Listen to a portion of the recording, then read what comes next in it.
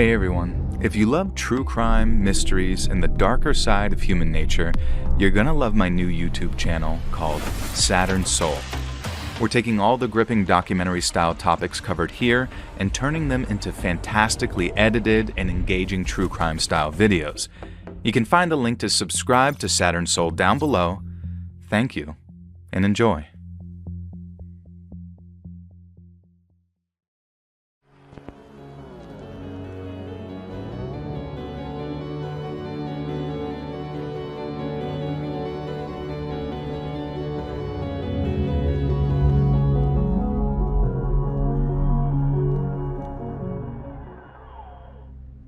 His name was Sean, and I met him on Tinder. I won't say it was love at first sight. It took a bit of cajoling from him to get me to agree to a date. He wasn't really my type. Kinda looked like he loved himself, a tall and buff guy. I'm usually into slightly pudgier guys who, well, I'm sure you don't care about that. But trust me, fellas, women who like normal guys are out there. And Sean won me over with a sense of humor, his smooth talking, and his absolute geekery. I'm a big Marvel fan, or, well, I was back then anyway, and I went to all the movies in the theater on opening weekend whenever possible. I was also really big into horror, especially the Conjuring universe, so Sean eventually won me over by inviting me to go with him to see The Nun. Hey, the movies are a pretty easy place for a first date. If it's going badly, you can just sort of shift away in your seat and ignore the other person for the duration of the film. He picked me up at a nearby Starbucks. Don't give random Tinder dates your address, people. And we drove to the theater. And honestly, he was great. Really charming, fun, and generally a good time. He knew his movies too. A nerd in a sort of cute way, which is basically just to say that he's a nerd. Now the one problem was, he was fairly pessimistic about the prospects for The Nun. I'll give him this. He ended up being right. Man, that movie sucked. And let's not even mention the sequel, but this isn't about that. Sean was certain that the first movie was going to suck, even though we were going on opening night, and he was promising me that he had something in mind that would make the experience way more memorable, quote-unquote. Well, here we go, I was thinking. He's going to make sure that we get seats in the back row, and I'm going to be in for an evening of dodging make-out attempts and groping hands. Still, I wasn't too dissuaded by the former, at least. If only that's what Sean had planned, though. We grabbed our tickets and some popcorn and even a hot dog. Sean was against the idea of buying a drink, though. According to him, needing to leave the theater to use the bathroom ruined any movie. I mean, I guess I could buy that. I did miss a key scene in The Dark Knight thanks to a bathroom break, but it is a bit psychotic with salty popcorn. And sure enough, when he led us into the theater, he headed straight for the back row. We'd arrived very early for the showing, and it was one of those small-town theaters where you just kind of chose whatever seats were available. He led us down the aisle of the back row until we were basically in the middle looking down at the screen. It was a prime spot, in fairness, and I was fine with the seating arrangement. We sat there making small talk, laughing at the ads and then watching the trailers quietly like good moviegoers should. Then the lights dimmed, Sean finished his hot dog, and he positioned the popcorn between us, and our hands brushed a couple of times as we shared the salted goodness. And I even felt a bit of a spark there. The movie started off not too bad. I was kind of enjoying it, honestly.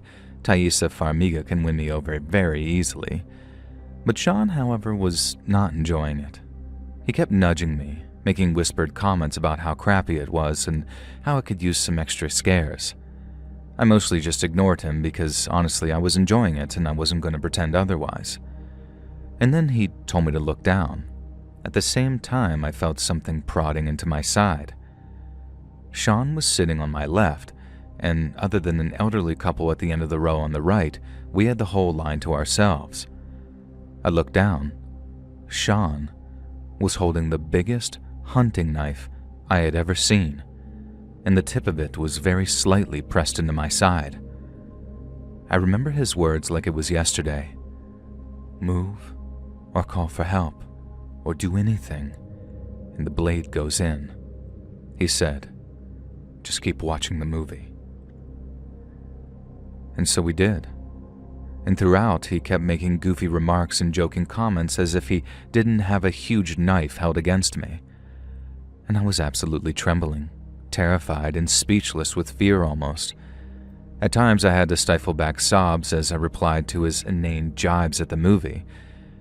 At this point, I had no idea if he'd lose his mind in anger if I disagreed with him calling the movie garbage or something.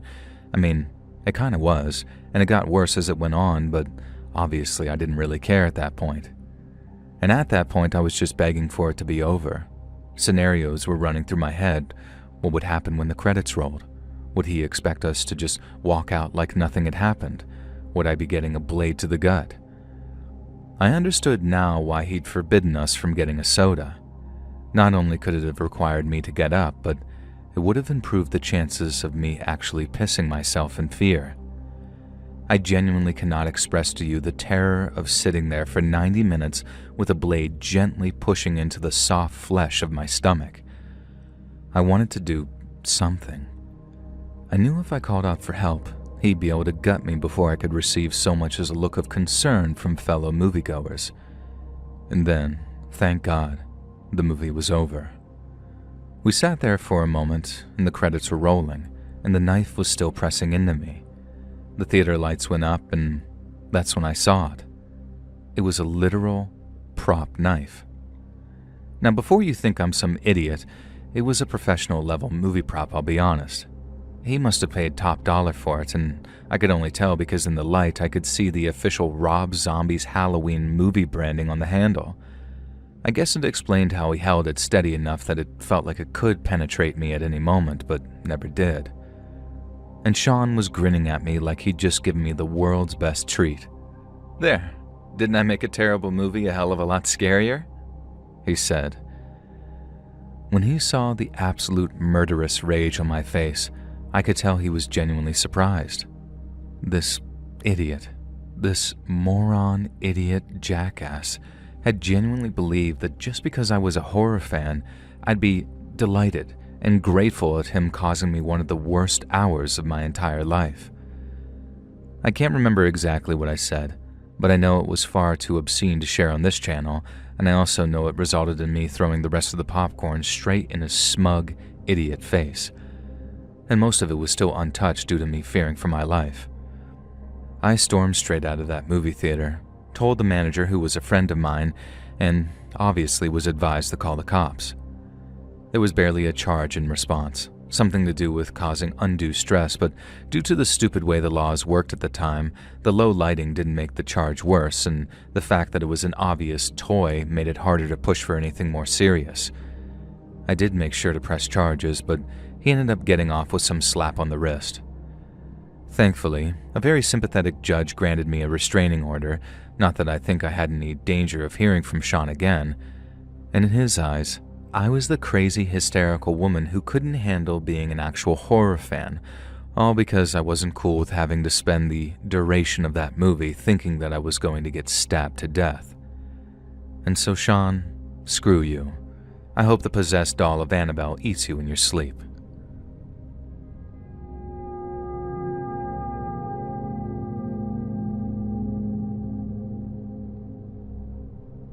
So it was a busy show, and the movie was The Silence of the Lambs. I didn't know much about it, and I hadn't read the book. All I knew was that my buddy had told me that it was gnarly and that we had to go. And then, when the time came, he canceled on me an hour before the movie started, and I just decided to go by myself. There wasn't an empty seat in the house, though. The commercials had started as I made my way down the aisle and squeezed along the road to my seat. A few mutters and mumbles from the moviegoers I squished past, and then I finally just jumped into my seat. Now, the guy next to me was wearing a very thick old coat and what I actually recognized to be a Tribbley, even though it was spring and the theater was fairly stuffy. Now, I apologized for bumping into him, and I thought that I heard some sort of grunt or belch or whatever gross.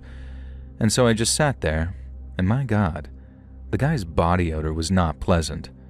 I took a deep inhale of my popcorn and hoped that that would help, and by the time the movie started, it got easier to just ignore the guy. Now, Silence of the Lambs starts off as a very tense movie and only gets more tense from there. Occasionally, I felt my theater neighbor's shoulder brush against mine and kind of nudge him back over to the left. I couldn't hear any snoring, but I was sure that I could feel the occasional vibration of a snore at least. And in the end, as the movie got more and more terrifying and gripping, the act of nudging the guy off my shoulder became kind of instinct. I ate my popcorn and nachos, finished my soda, and I somehow made it through the whole movie without needing to get up and use the bathroom, which was great because imagine how many people I'd have made angry in the crowded theater. And that's why when the movie ended and I was stuck there in the middle of the center aisle, surrounded on all sides by crowds, I decided to just wait it out. I watched all the credits until the lights started to go up and it looked like I had a clear path to the right from which I could actually exit. That's when I noticed something. The guy next to me was still there. I didn't want to just leave him there asleep, and it would kind of suck if he missed the entire movie too, so I gave him on the tap of the shoulder saying, "Hey buddy, you okay?" Now I'm sure you Let's Read listeners have worked out the twist here. As I gently nudged his shoulder, the man, or should I say his body, slumped over to the left and his hat fell off. In the rising lights of the theater, I could see it now. This dude was dead. D-E-A-D. Absolutely stone cold dead. I don't mean he dropped dead in the last 10 minutes either. I mean I'd clearly been sitting next to a corpse for the entire showing of that movie. So how did he make a sound? Why was I sure that I could hear and feel him? Now cops kind of explained this to me later, and when I first nudged him, I'd likely just caused some gas to escape his body. And during the point of decomposition he was at, the body starts to bloat with gas, which could have caused the vibration and the occasional feeling of him moving.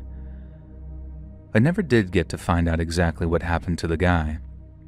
They were able to tell me enough that the cause of death wasn't suspicious, so I just kind of replied with natural causes, and the cop looks a bit weird and says that he can't really say any more. And for a while, that kind of bothered me. How can you die in a non-suspicious manner but not of natural causes? And that kind of stuck with me. This old guy had gone to that theater alone, likely taken some kind of overdose, and allowed himself to just sort of drift off peacefully in his sleep. What he took, I don't know, because fatal overdoses are usually messy, painful, and ugly. But clearly he got hold of something that let him die peacefully during the previous showing of The Silence of the Lambs. It always bothered me how he wasn't discovered by a theater employee in between the showings. He'd possibly been sitting there for 3 showings of that damn movie and nobody noticed but me. I mean, it wasn't the cleanest theater, but good God, did they not even check the screens between showings? And the final thing that bothers me is, why did he choose The Silence of the Lambs as the final thing he ever saw? It's not exactly a nice movie to just sort of slip away to. Maybe it was the only movie showing that was relatively empty when he got there, which would have been that afternoon, I guess. Maybe there was something in the film he related to, or maybe he was simply haunted by his own lambs that he needed to silence.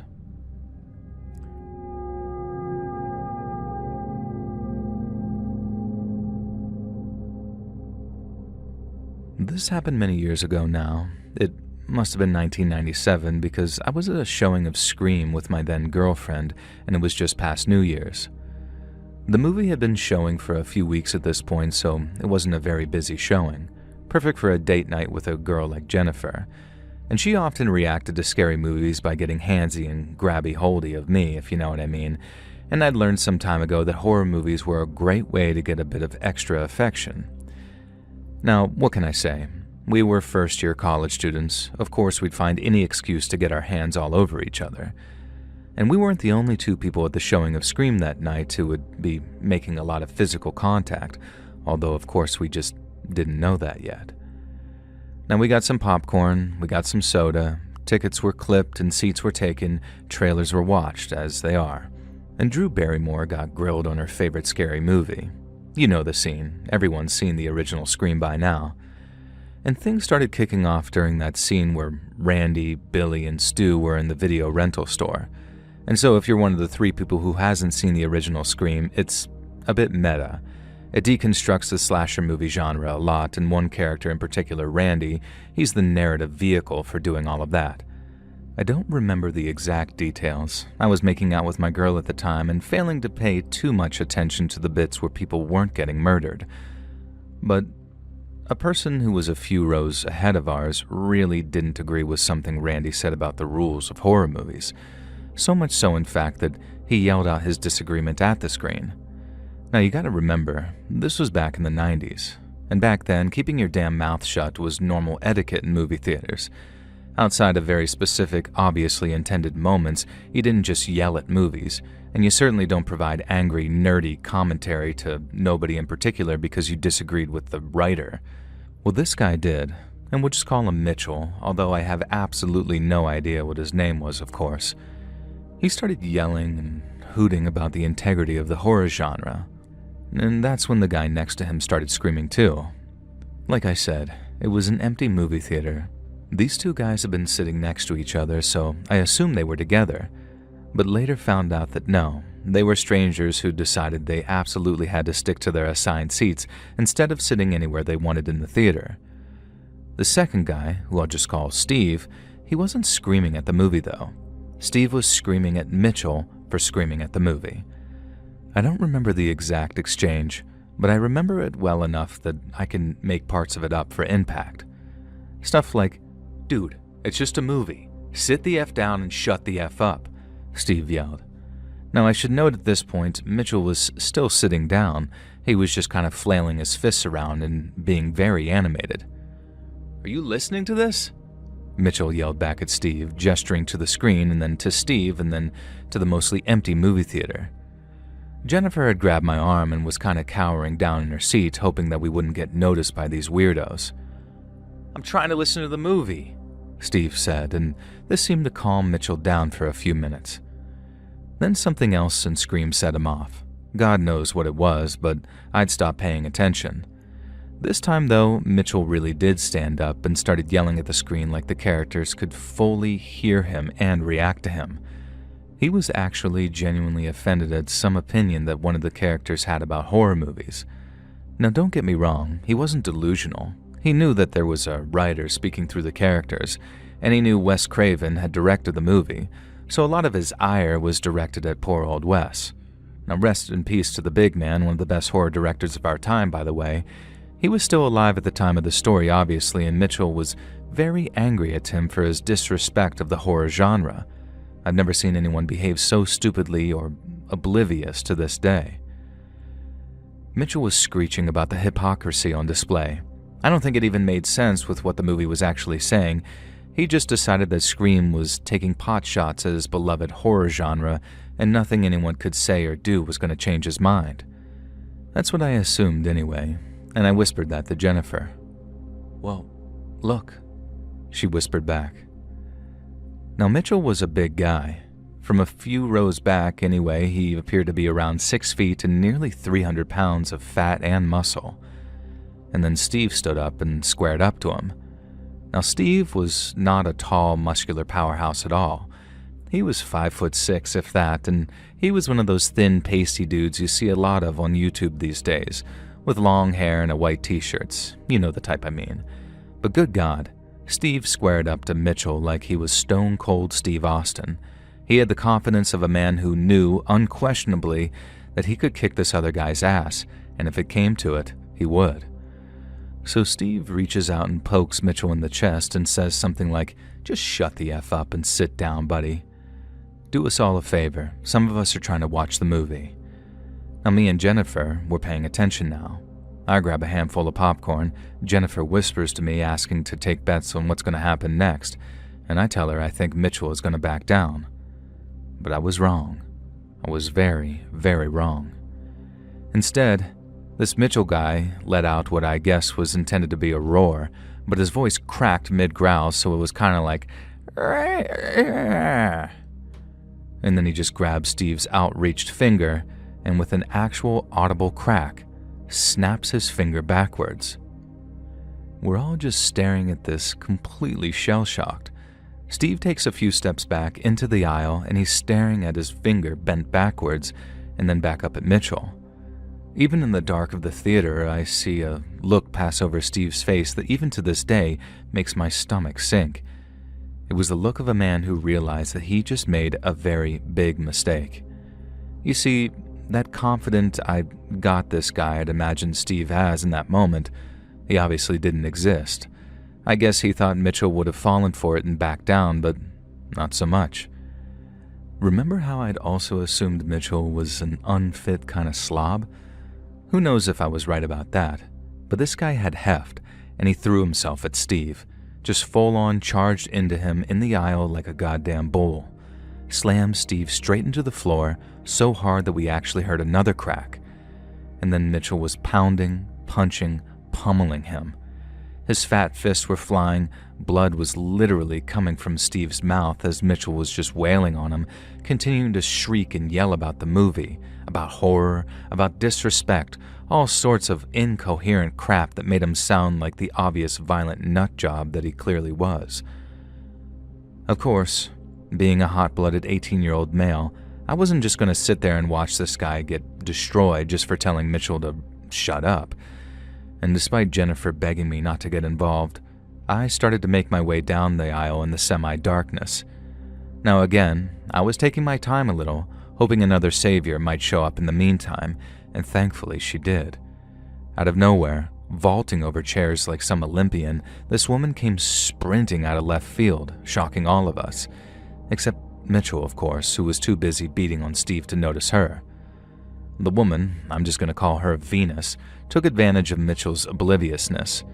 A few feet away, I saw her stop. Then she took a running kick, knocking Mitchell clear off of Steve and sending him rolling down the aisle a few feet. Barely even pausing to leap over Steve, Venus then whipped something from her belt. I heard the sound of a spray can, and Mitchell's screams changed dramatically. Turns out our savior was an off-duty homicide detective at the theater with her husband to enjoy a romantic date night together. Mitchell got a face full of mace, a boot's worth of broken ribs, and a handcuffing in the form of plastic ties that Venus kept on her person while off-duty just in case situations like this arose. She later joked that she never expected to actually have to perform an off-duty arrest. Steve was fine, except for a few broken teeth, and as for what happened after to Mitchell, Steve, and this Venus character, I can only guess. We missed the end of the movie, obviously, and we were all offered refunds and comp tickets for any showing or movie of our choice. Someone tells me they didn't extend this offer to Mitchell, though. Now, I scored points with Jennifer for at least intending to be a hero, but I'll leave that up to you to decide how that manifested. Now, this was all 30 years ago now, but I still think on it from time to time. I hope Steve, Venus, and her husband are all doing well, if they're actually still around. And Jennifer and I ultimately didn't stay together, but we are still Facebook friends, and she seems to be doing good. To this day, though, I've still never watched the second half of Scream. I decided to leave the rest of the movie up to my imagination because sometimes fiction can never compete with the insanity that is reality.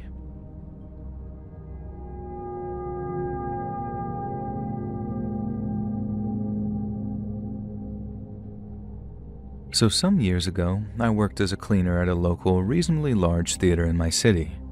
Things weren't as bad back then as they are now, but holy gosh darn, even back before the old Rona, theatergoers were just filthy animals. And sometimes it was fine, but on an average Friday night showing, I'd spend hours cleaning up copious amounts of popcorn, spilled soda, candy, and chocolate wrappers, melted chocolate bars, all sorts. And sometimes it would be things that we didn't even sell. I once found a seat stuck together by a full, untouched bologna sandwich, and I swear I'd watch the theatergoers head into the movie, and there would be more food to clean up than they took with them in the first place. And that was the good times. You don't even know what the amount of vile, unspeakable things that I had to scrub away with the aid of rubber gloves, a hard-bristled brush, and industrial-strength detergent. Let's just say, people are disgusting, yo. I guess it came as a shock at first, because my mama raised me right and good and taught me to clean up after my own damn self. And we also grew up poor, and me and my mother and younger brother Tyrell, so if I bought a hot dog, then I was damn well gonna eat that hot dog, not just squash it into a cup holder. Now, believe it or not, though, the disgusting hygiene and cleanliness of others isn't the point of this scary story. It's about one night when I was working very late. I think it was a midnight showing of Hereditary. Midnight showings at our theater actually meant that it hit midnight around the halfway point, so by the time the movie was done and everyone had filed out, I was there to clean up close to 2 a.m. Thankfully, it didn't seem too chaotic. I went about my business with my trash bag, my little grabby claw, and my bucket on wheels filled with the usual equipment. And so movie theaters get lit up after a movie's been shown, right? Well, in our movie theater anyways, after a midnight showing, they just kind of kept the lights dim. I guess they were just too cheap to give the poor cleaning girl full clear vision, who knows. But I was cool with it. I'd caught the tail end of the movie and it gave me the spooks, so I was kind of enjoying the atmosphere of a half-lit movie theater as I went about cleaning up. Then movement caught my eye. Something sort of skittering across the aisle near the front, from one row to the other side. And I say this like a spider, but it was the size of a human being. Like someone had rapidly crawled from one side of row C to the other. Anyone there?" I called out, praying to the Lord above that there wouldn't be a reply. And there wasn't, of course. There must have been my imagination, I guess, so I just went back to cleaning. And then, no mistaking it, rustling from near aisle E, the sound of popcorn crunching underfoot, and I'd know that sound anywhere. What the hell should I do, I thought. I had no idea who was left in that theater that late at night, and for all I knew, it was just me and our old-ass manager. I heard a sound from across the theater. It was hard to tell in the gloom, but it looked like someone had thrown a soda cup across the room.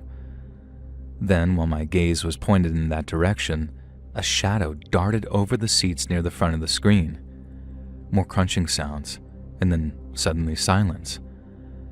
I began to creep slowly as I could toward the exit door, and for a moment, I thought I'd screwed myself when my shoe got stuck on some sticky soda spill, and I grabbed the sheet, shaking it somewhat. There was silence, and I made it almost to the exit. And then I heard more skittering lower down the room. I stayed very still, waiting, pretending like I'd left. A shape crawled along the aisle, and this time I saw them very clearly. It was a person. A thin, emaciated-looking person dragging themselves commando-style across the aisle. Oh, hell no. Hell to the no. I wasn't sticking around for this. "I'm just gonna back out real slowly," I called out into the darkness. But a voice spoke back. I have no idea what she said. It was in a language that I honestly couldn't really tell what it was, and it didn't sound threatening though, almost scared. Now I called out asking if the person was okay, but no reply. But I could hear them moving around and it sounded like they were getting closer, and I didn't like that. My plan was to leave and call the cops, but then that figure, the person, fully leaped over the seats, hurtling forward over the next aisle too, leaping straight for me. They were yelling something I couldn't understand, but they didn't sound scared anymore. I kind of froze, not sure which direction to go. Right would lead me to the aisle and let me leave the theater, but in the half-darkness, this figure charging at me, leaping over chairs, I was not thinking straight. When she was just an aisle away, I saw that she was some Caucasian girl, looked like a teenager. She had short, filthy blonde hair, her face was dirty, and she had ketchup and mustard smeared around her mouth. This young white lady had been crawling around eating the vile leftovers off the theater floor. It's funny how your mind acts in a pinch, because my immediate thought was pity for this hungry, emaciated teenager. And like I said, I grew up poor and I sympathized. But my moment of empathy caused me to freeze, and she leaped over the final aisle and was on top of me. I don't think she wanted to hurt me. I think she just hadn't understood me and wanted to make sure that she could escape without me somehow restraining her. But still, she threw me back against the seat hard, and I heard my spine even crack in a way that made me wince. Now don't worry, I'm fine. It was just kind of like cracking a knuckle as it turns out. And then this chick was sort of shaking me, spit flying onto my face. She's kind of yelling, sort of begging in whatever language she was talking in, and so I did the only thing I could think to do. I grabbed her head with both my hands and turned her face toward a whole pile of popcorn on the floor and just yelled, "Eat it," hoping that she'd get the point that I was just going to let her. And she did. She jumped off of me, went toward that popcorn, and just began pouring it into her own face. Now, this psycho had scared me, but I didn't have it in my heart to get some teenage runaway busted by the cops. And maybe this was a dumb idea, but you hear about young girls running away like this for a good reason, and then end up being sent back to places that ruin them forever. So I let her eat for a minute, and then just kind of poked her gently with my trash grabber claw. "Hey, you gotta go," I told her, gesturing at the exit door at the back which led outside. She starts shaking her head and just kept shoveling that popcorn into her mouth. "My boss is gonna be here any minute, you gotta go," I said, gesturing again, hoping she understood enough English to at least comprehend what I was saying. And I guess she did, because she takes one final scoop of popcorn and then just starts running towards the exit door. And it was only later that I realized how much damn danger I just put myself in and how potentially stupid I'd been in that moment. I never told anyone about this incident, but I had nightmares about it for weeks. Only in those nightmares, she wasn't some harmless girl from Eastern Europe or wherever she was from. She was a demon crawling between the aisles, eating its way through the seats. I'm pretty sure I even saw her again once. It was a couple of years later, shortly before I left the theater to move on to bigger, better things. And she was there on, I guess, a date? The guy she was with, he didn't look like a good kind of person, not at all. And I guess you shouldn't just judge a book by its cover, but he gave me really bad vibes. And to this day, I wonder if he was someone that she met on the streets or someone she'd been sent back home to. All I know is cleaning movie theaters at night can be a freaking terrifying thing. I see the TikToks and the YouTube shorts of the way people leave things, and I just sort of laugh because, girls, if that's as bad as it gets for you, then you're lucky. Because I learned that day, sometimes there's more to be afraid of than finding a squished hot dog in your theater aisle.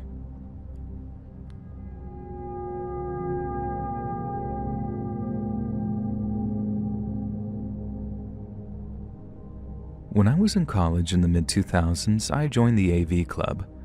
One of the many AV Club activities involved having an every other week movie night, where a chosen curator would show 2 movies on the projector in our auditorium and give a little speech about their choices afterwards.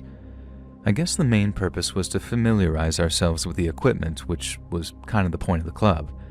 But I think for most of us, AV Club came second to Movie Club. I know it was my highlight anyway, at least until it wasn't. The AV Club president was called John Weiss, and we'd been friends since elementary school. Our parents were friends, he and I were friends, and our friends were friends. And I won't lie, I loved John. You know the rapper Little Dicky? That guy reminds me so much of John, especially in his show Dave. John was smart, hilarious, and growing up he was sort of like a brother to me. And yeah, you can kind of see where this is going, can't you? To me, he was like my brother from another mother. To him, he was relegated to a certain zone, for friends, and I had absolutely no idea. Just no clue whatsoever that he had feelings for me. I know people don't often believe when we say this, and maybe in a lot of cases it's true, but here I genuinely did not. In fact, not to rub salt in the wound, but I was pretty sure that he was gay. I mean, the first movie that he showed at AV Club was Listomania, for Christ's sake. In a double feature with Schindler's List to give you an idea of his sense of humor. In fact, I was so sure that he was gay that I had a running joke with my close friend Tommy that John had a crush on him. It was one of those jokes where you say it because you have a crush on that person. And it turns out that Tommy reciprocated and we got together, and despite him being a jock and me being an AV Club geek, we soon became blah blah college hottest freshman couple. It turns out Tommy reciprocated and we got together, and despite him being a jock and me being an AV Club geek, we soon became blah blah college hottest freshman couple. Now anyway, AV Movie Club went well for like a year or more. Things with John and the rest of the gang went well as well, and things with Tommy went great. I've been kind of a wallflower in high school, a theater kid but a behind-the-scenes type, a bit of a plain Jane who wasn't into things like makeup or fashion, etc. In college, I guess I kind of blossomed, and hell was I going to make the most of it with my jock boyfriend who looked like a superhero but was as nerdy as me. And what I mean is, we made love a lot. No, I'm sorry, TMI, but this is relevant, I promise. AV Movie Club was always on a Friday. In this case, it was April Friday the 13th. Unlucky for some, huh? And it was John's turn to host again. He set up the projector and took the stage. He told us that in the spirit of Friday the 13th, we were going to be watching Friday the 13th Part 5, which according to him was the best one. But first, we were going to watch an indie horror movie that he'd been very lucky to acquire. I forget exactly what he implied, but it was enough to have all of us excited. And without further ado, John returned to the projector at the back, dimmed the lights, and rolled the movie. It began with shaky handycam footage of someone walking through the undergrowth. You could hear loud, eerie breathing. And then an 80s-looking title card briefly appeared. It said, Heart Eater. I could feel a strange ringing in my ears. Something about what was happening on screen was making me deeply uncomfortable. The dorm building was familiar. Very familiar. It was Tommy's dorm. But wait, of course it was familiar. This was an indie horror film filmed on campus. We'd recognize everything we saw, obviously. The creeper with the camera crunched his way around the back of the building. There was a light snowfall on the ground, so I could tell that this had been filmed back in February. This was very indie. No boom mic, no sound crew, just the built-in mic on what I was sure was the AV Club camcorder. And I felt a sinking feeling as that camera creep began to approach a certain ground floor window. Somehow I'd known this was coming, though. I even knew exactly when this had been filmed and what was soon to happen. What I didn't know was just how much had been captured on camera. Still breathing heavily, camera creep snuck up to Tommy's window. Back then, we were young, dumb, and horny, and sometimes when the mood took us, we'd be all over each other without being 100% careful about our privacy. The window in Tommy's room looked out into the woods anyhow, and nobody ever went back there. Now what I'm saying is, the day this Heart Eater movie had been filmed, Tommy and I had begun to get carried away, getting hot and heavy without making sure that the curtains were closed. I won't describe the 10-minute scene that we were forced to sit through. I am grateful that the filmmaker masked our identities by using some kind of film distortion technique to make our faces look inhuman, like it was part of the narrative. It painted a clear picture that the fornicating couple were in some way the villains here, despite the presence of the camera creep breathing heavily and struggling to hold the camera steady as he focused on us. Unfortunately, the filmmaker did not show the same approach to anonymity towards our bodies as he did our faces. Everything was on display. Next to me, I could feel Tommy tensing, getting ready to leap up and throw hands. I pressed his thigh, and I shook my head. See, here was the problem. Nobody else knew it was us. By this point, obviously I'd started to suspect that the filmmaker, camera creep, was actually John. But he'd blurred our faces, he'd stylized the shots so you couldn't identify Tommy's room, or even if you could, nobody at AV Club would have been in his dorm room anyway as far as I knew. I doubted any of them even knew which dorm building he stayed in. So, if we said anything at all, we'd basically be revealing to everyone that this adult film on display was us. I knew how the scene ended because I remembered that day. Tommy had been convinced that he heard someone outside the window and had dived butt naked to challenge that intruder. And now I got to see it from camera creep's perspective.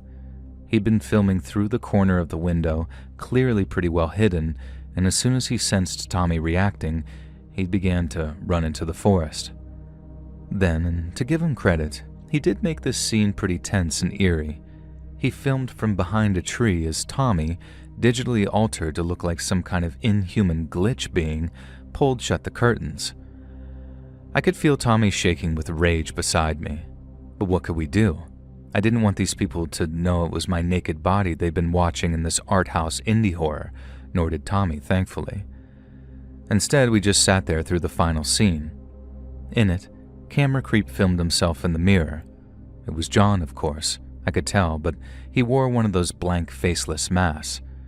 There was no dialogue in the movie. Instead, he put the camera down and, in lipstick, wrote on the mirror that his heart had been eaten. Then he removed his shirt to show an admittedly impressive fake wound where his heart should have been.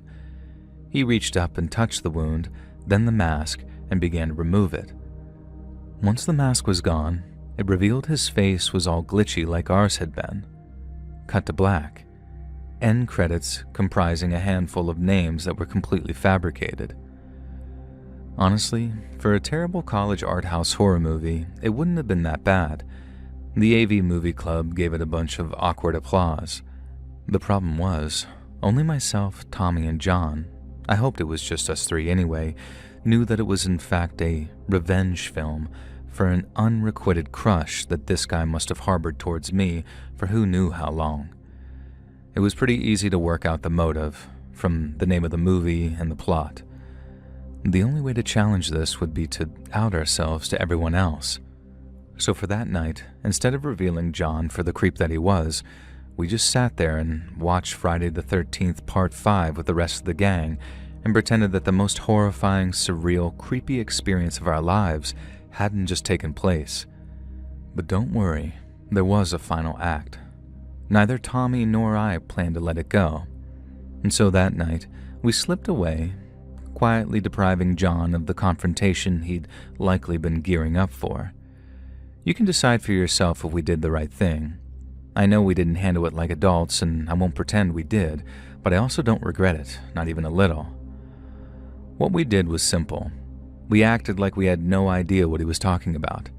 Every time John brought up the footage or tried to gauge our reactions, we just sort of blinked, confused. He started acting like a dog that expected to get kicked every time someone walked by, but that kick never came. We kept showing up to AV Club like nothing happened. And nearly a year went by. We figured that was enough time to convince him that the storm had passed, that nothing was coming, and that's when we made our move. And by then, we were sophomores. The club had grown, packed with new freshman faces, and eventually it was my turn to host a screening night. I picked 2 long, slow-burn films that would run late into the night. Long enough that when John walked home to his off-campus apartment, he didn't live in the dorms anymore. It would be well past midnight. Tommy and I lived in the opposite directions, so we had built-in alibis, and even if John had suspected something, what was he going to say? That he was being targeted because of something he'd filmed illegally over a year ago? What we did wasn't direct. We found a local message board and posted under a throwaway account, and we said that there was a guy who had been creeping around campus, trying to lure girls into his car. We described John in vague but recognizable detail. We gave a location, a time, and we said that we were planning to confront him and needed backup. We said to wear masks so nobody could identify each other, and we said that we'd be there too. Well, we weren't. We stayed far away. There was a chance no one would show up. There was a chance someone would go too far, and yes, sometimes I still think about that, about how we dangled something like bait, but we didn't lie. John was a predator. We just gave the facts and let other people's anger do the rest. The next day, word spread fast. John had been followed, cornered, and humiliated, stripped and tied to a lamppost, wallet gone, phone smashed. No serious injuries, but enough to make a point. Campus police ruled it a mugging. John didn't offer much detail, probably because he had no way of knowing who was behind it. Or maybe he did and just couldn't bring himself to say it out loud. And we never talked about it again. What John did to us was despicable, but the way we handled it, maybe that was too. Maybe we became something else in the process. Villains in a story nobody else ever heard. And do I regret it? Not entirely. There's still a part of me that thinks justice was done, even if it came wearing a different face.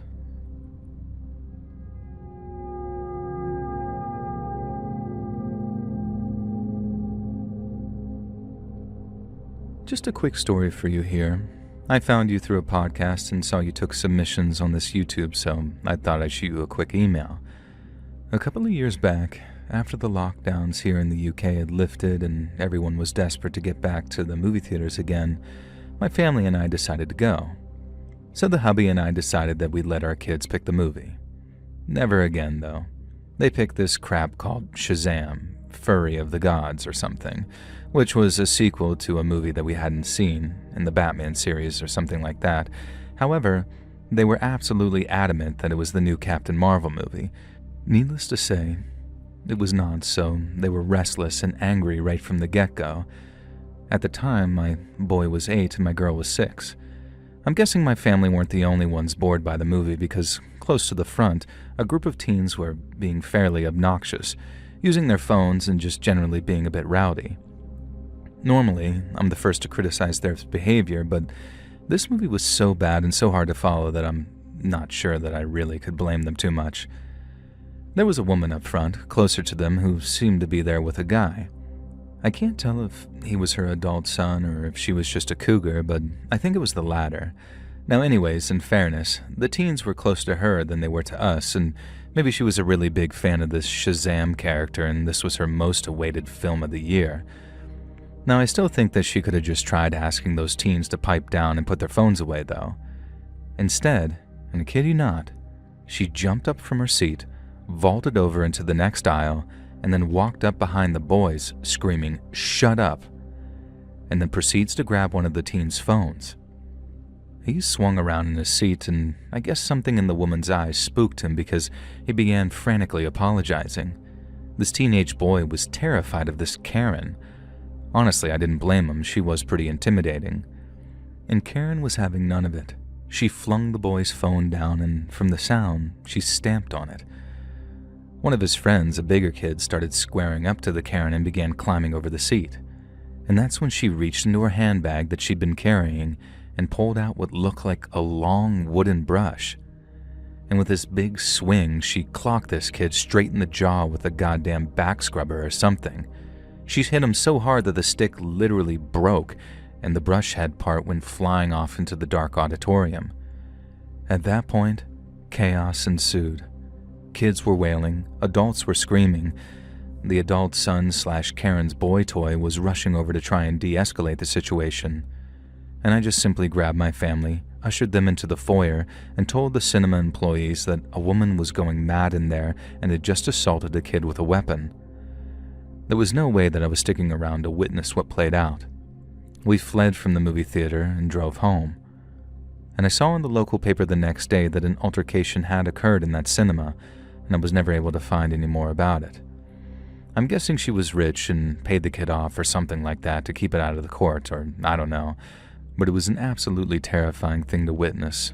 Horrible, yes, but on the plus side, at least we didn't have to sit through the rest of that movie.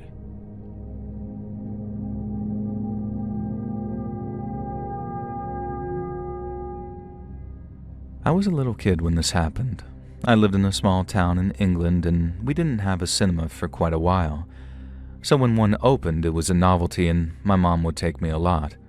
It's different now, and it's been expanded, but back then there were 5 screens, 3 larger ones and then 2 small ones down towards the end of the building and down a long corridor, and then a thinner corridor spanned off from that, leading to the 2 bathrooms, men's and women's. So I forget which film we were there to see, but this was before the film started. I needed to use the bathroom, but I had a drink and popcorn and I didn't want to take them into the bathroom with me. Mom was chatting to a friend who worked at the cinema, so I was just hanging out at the start of the corridor leading to the bathrooms, waiting impatiently. Just to clarify, though, I was maybe 7 here, so hanging around outside the bathrooms didn't make me look like a weirdo. I'm there waiting for Mom to show up, eating little bits of popcorn while I wait, when I see him. A huge tall guy in a long waxed raincoat. I'm not sure if they're popular in the States, but here when I was a kid they were called yuppie coats in my area. Very dark green long raincoats made of thick canvas materials. I guess rich people originally wore them, but now they were just typical outdoor coats. So this guy was wearing that and had longish hair, and he looked maybe in his 50s or older, and now I'll just reiterate here, this was back in the 90s, so it was before the popularity of gender fluidity and non-binary identities and whatnot. If you were trans, then you dressed, often as a requirement for gender-affirming treatment, as the gender you wanted to be. Not my words, just trying to explain it. And the point is, this was a man. He was not making any attempts to appear as anything but a man. And he walked straight down the bathroom corridor and into the ladies' toilets. I knew something felt very wrong about this, so I kept watching the door, and thankfully Mum showed up seconds later. I told her what I'd seen, and she immediately went to get a cinema employee. During this time, I did not move from my spot looking down the corridor. If this man had left the ladies' room, I would have seen him.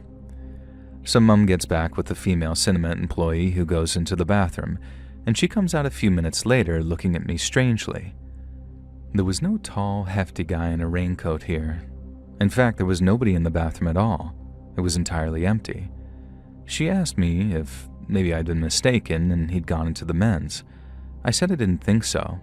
She knocked on the men's and then called in, and when there was no answer, opened the door, and the men's bathroom was empty too. She asked me if there was any chance that the man had left the bathroom in the meantime, and I assured her that it was totally, utterly impossible, and I meant it. I don't know for sure what happened that day. What I do know is that I 100% definitely saw a large man go into the ladies' bathroom, and then the bathroom was empty the next time someone went into it. I am certain that he didn't leave through the door, or realize that he'd gone into the wrong bathroom and switched to the men's. I was watching intently because the whole thing obviously creeped me out. What I do know, though, is that a couple of years later, the part of the ceiling of the cinema collapsed while people were in one of the screens watching a movie. Thankfully, nobody was hurt, but it turned out there was a huge amount of space at the top of the building that spanned most of the area, and that it hadn't been constructed very well apparently since it eventually collapsed. I know I saw a large, creepy-looking guy go into that bathroom, and I know he then disappeared. My theory is that he somehow knew how to get into the crawl space through a ceiling vent, and then went off and did something. What and why, I don't know. It's either that or my local cinema, which is still there to this day, albeit very much refurbished and higher quality, with a fixed ceiling, is haunted by the ghost of a large man who hangs around the bathrooms. And honestly, I don't know which theory I prefer. Hey friends, thanks for listening. Click that notification bell to be alerted of all future narrations. I release new videos every Monday and Thursday at 9 p.m. Eastern Time, and there are super fun live streams on Sundays and Wednesday nights. If you got a story, be sure to submit them over to my email at letsreadsubmissions@gmail.com, and you might even hear your story featured on the next video. And if you want to support me even more, grab early access to all future narrations and bonus content over on Patreon, or click that big join button to hear about the extra perks for members of the channel. And check out the Let's Read podcast, where you can hear all of these stories and big compilations located anywhere you listen to podcasts. All links in the description below. Thanks so much, friends. And remember, my voice is going to give you pink ear.